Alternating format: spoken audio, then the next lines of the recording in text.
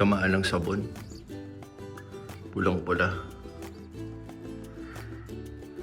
Mag-aalas 12. Pupunta tayo sa bahay ng aking in-laws. Dahil may late birthday celebration ng aking father-in-law. Nauna na dun si Natins at si Pixar kasi may dala silang food at nag-pick up sila ng cake. Tayo kasi, kakapahinga lang natin, nag-deliver tayo kaninang umaga sa ating Ready Hit Go. So pagka-deliver, umuwi muna ako para mag-nap. Ito, kakagising lang natin, kakaligo lang. So susunod na tayo doon. So ang start ng celebration, any moment now. Siguro alas 12, yan, usual, tanghalian. So, saglit lang naman biyahe ko.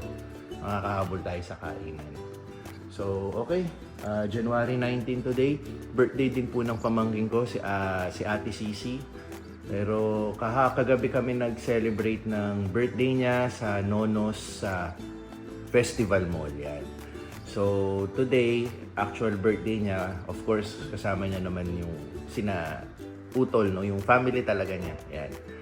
Celebrate sila. Tsaka meron siyang competition ngayon sa golf kaninang umaga. So hindi ko alam ang update kung ano na. So makiki-update na lang tayo later. So anyway, happy birthday Ate Sisi. And ayun, salamat sa masarap na pagkain kagabi. Ang dami ko din talagang nakain. Weather is good. Sunny day tayo ngayon. Punta na tayo. Nakaramdam na ako ng gutom.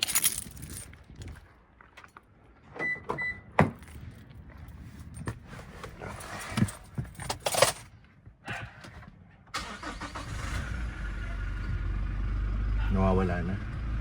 Nag-eye drops na kasi tayo eh. Update.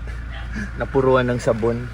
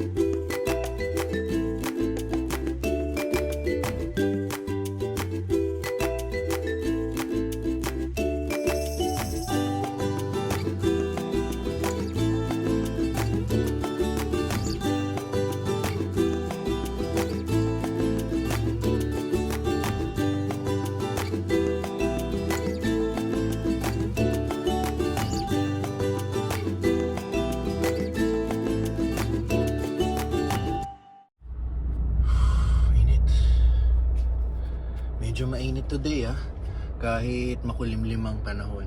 Lalabas yung araw tapos magiging gloomy. Pero mainit. January 20 nga pala ngayon, Monday. Technically free day ko, no? Unless may bigla ang umorder, kailangan natin mag-deliver. Pero usually, ayan, wala na tayong gas. Pero usually, Monday, Tuesday, Wednesday, maluwag ang schedule natin yan. Except lang yung ginagawa ko sa Monday, Tuesday, Wednesday na yan, ang inaasikaso natin, yung mga real estate task natin, like yung si Bungalow and ito nga si Duplex. So, tomorrow or Wednesday, bibisita ulit tayo kay Duplex kung ano na yung development. Pero for now, basically day off natin. Lalong-lalo na si Tins, siya naman ang magsusundo kay Pixar today sa school. Exam week pa rin nila hanggang tomorrow yata. So, hindi naman exam week. Hanggang tomorrow na lang yung exam ni Pixar. Pero today, si Mrs. yung magsusundo kay Pixar. So, talagang bakante na yung rest of the day natin. Naglinis lang tayo ng bahay. Tapos, yun. Pwede na tayong lumarga para of course, workout. Yan. And ano nga pala, mag-i-schedule din pala ako sa Toyota dun sa kotse ko kailangan ipa-service na natin ng 25,000 kilometers. So magti 3 years na yung kotse ko this year sa May. Nakaka almost 25k kilometers na tayo. So kailangan na natin ipa-service ulit sa kasa. Iniisip ko nga kung babalik ako sa kasa or sa labas na, kasi tapos na yung warranty ko sa kasa last 20,000. Pero nagkaroon ako ng coupon na may discount akong 1,200 pesos for labor. Yan, labor or parts, kung saan ko pwedeng gamitin yun. Kahit saan ko pwede gamitin yung 1,200 pesos. Yung camera pala hindi naka-on. Ayun.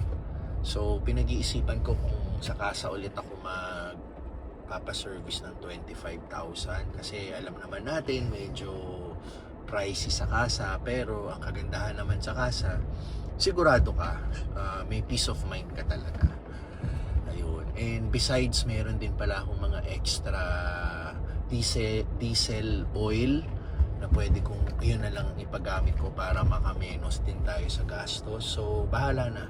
Pag tinopak ako itong mga darating na araw, pag nagdesisyon ako na sa kasa, magpapaschedule ako ng appointment for 25,000 kilometer service. Yan. So yung ibang mga kotse dito na natin pinapasok sa sa Prenz, sa Pilar. Yan. So far okay naman.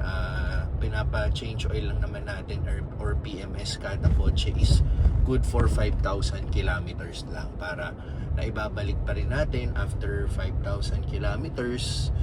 And na-check pa rin and nahihigpitan yung mga parts, na-check yung mga ibang ng kotse, para alam natin, aware tayo kung ano yung okay pa at yung malapit ng masira or kung ano man ang kailangan palitan. Yan.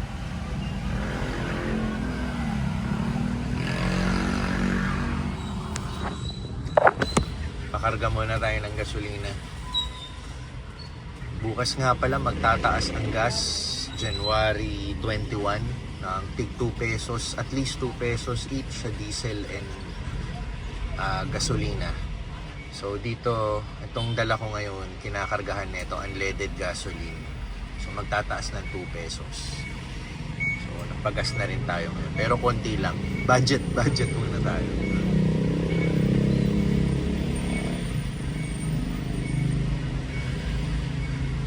Wag nang super linis, baka magasgas sa sobrang linis eh.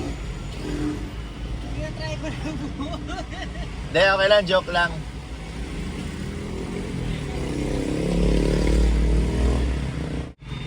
Yan na, tap. Okay. Ganun lang kabilis. Mainit ang ulo. Wala ko resibo natin, sir. Sige, paki. Wala ko po. Oo, salamat ha.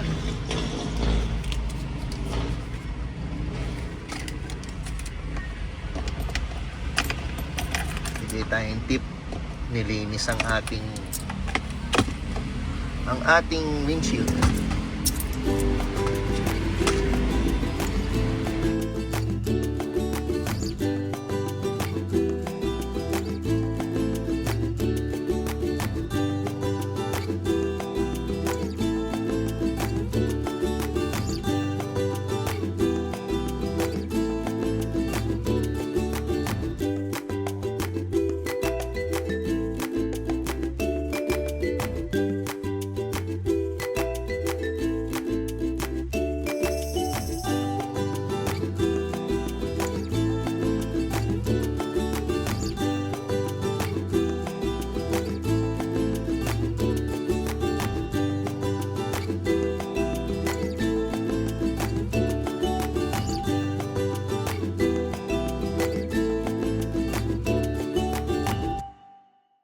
May nakuha tayong parking dito sa condo. Currently walang nakarent. So dito tayo nag-park, hindi tayo dun sa pay parking. Pero sa pay parking, again, pag nakachempo tayo, meron tayong stop ng Anytime Fitness, libre yun. Pero syempre, madaling maubos eh. So dito tayo ngayon. Ito lang yung South Mall. Yan. At ginagawa yung logo ng South Mall, oh. Yan. Pinapalitan nila. So, okay. Workout muna tayo. 2 straight days pala akong hindi nakapag-workout. So, last workout ko last Friday.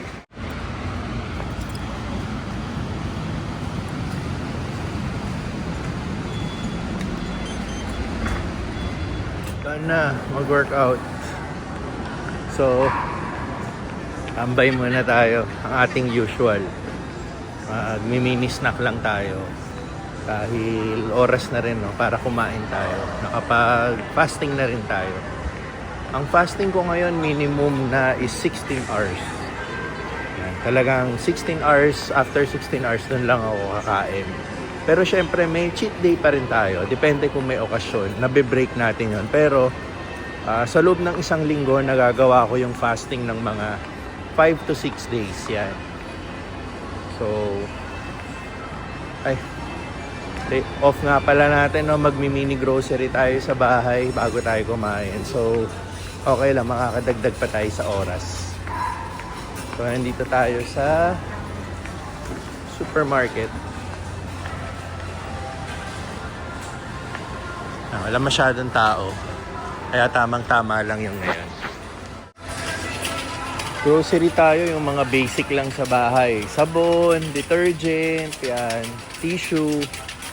Yan. Sa food, wala naman tayong problema kasi kahit kami mismo umu-order din kami sa Ready Hit Go namin. Kaya may stock kami ng food.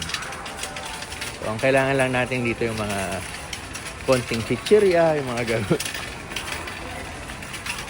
Yan, mga yan. Kailangan natin toothpaste. O ano-ano. Sige.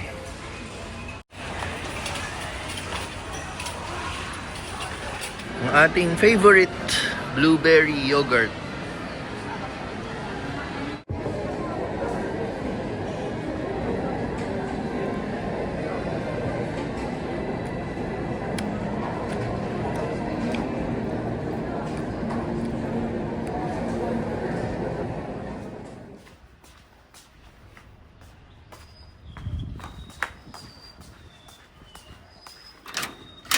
Ang ganda ng weather, sunny day. Pupunta tayo sa house ni Utol kasi dadali natin yung baseball gamit ni Pixar. Resume na sila ng training today. Today din yung last day ng exams nila. So this afternoon, resume na sila ng baseball training. So ang aming usual routine, nakikisuyo tayo kay Utol para sunduin si ano, and then sabay na silang magpinsan yung anak ni Utol para mag-baseball training. So, after this, pwede tayo makapag-workout. Okay. So, mainit. Singawin muna natin.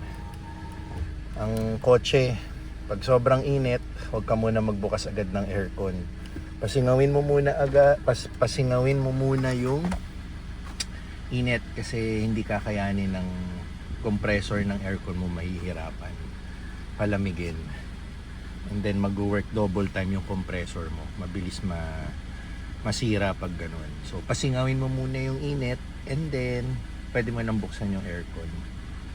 Yan. So sa case natin, nagbukas lang tayo ng windows. And then pag okay na, pwede na natin buksan aircon. Pero pwede na rin tayo umalis habang pinasisingaw natin yung init. Gamit ko ulit yung kotse ni Papa. Pinapaikot natin para hindi masira, para may umaandar. Pero by next week, nandito na rin si Papa, no? Babalik na siya dito sa Pilipinas. So, kukunin niya na ulit to. Yan, pwede na siguro. Konting bukas pa, tapos abante na tayo. Alright, drive muna tayo. Siya nga pala, ano, napapanood nyo na ba sa news na ngayon yung official day ni Donald Trump na presidente ulit siya sa US. So, January 20 sa US, January 21 dito. Well, nakikita ko lang naman sa mga Facebook or Instagram pages, no, yung mga highlights. So nanumpa na ulit siya bilang US President, and yun, may mga onting news na marami na agad siyang pinirmahan na mga batas, no, especially yung mga ano ba yun, immigration, yan. Kasi isa yan sa ano niya isa yan talaga sa hinighlight niya, yung campaign. Marami siyang babaguhin sa immigration. Kaya yun, abang-abang na lang tayo sa mga susunod na balita regarding immigration, kasi sigurado marami talagang maaapektuhan. Kasama tayo mga Pinoy doon, lalo na yung mga kakilala nating Pinoy na nasa US na medyo shaky pa or magulo pa yung kanilang mga documents. Yan, sila ang pinakatatamaan dyan.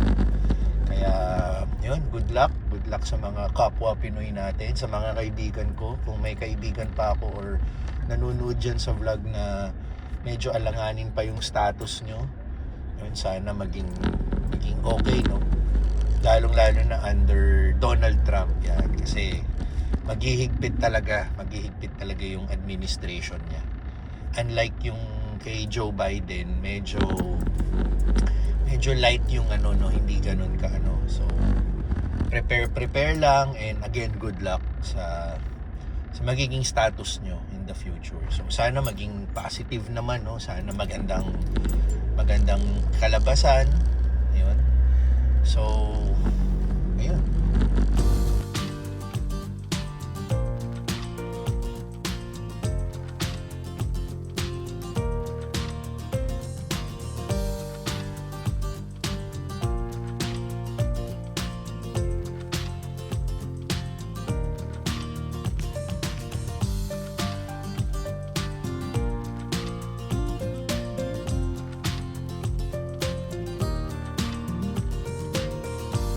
Dito na tayo sa bahay ni Utol. Birthday ng asawa niya, si Bayaw, si Marvin. So, kung nakita natin, greet natin, pero mukhang wala eh. Nasa labas. So, ihahatid lang natin tong gamit ni Pixar dito sa bahay. Tapos later, may baseball training sila.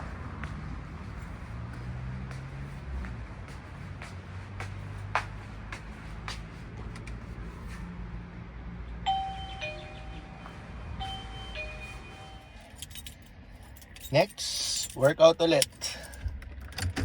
So, tomorrow tayo bibisita sa duplex project natin. Makiki-update tayo. And then, also sa bungalow house, i-check natin. Kasi kung may dumi. May nakausap pala akong parang company, mga puro brokers. Gusto nilang i-check yung bungalow at ibebenta nila in their on our behalf. Tama ba? On our behalf. So, ayun. Ewan ko kung tama yung pinagsasabi ko. Basta, ibebenta nila yung bungalow house. Of course, may mga ano yan, may mga conditions yan. Pero open naman kasi tayo sa lahat. Open tayo sa direct buyers, open tayo sa mga agents, sa mga brokers. So, yun, kausap lang natin kanina, tinawagan tayo. Tapusin ko muna yung vlog for today. And see you sa susunod na vlog. Maraming salamat po sa panonood. Ayan, waiting tayo.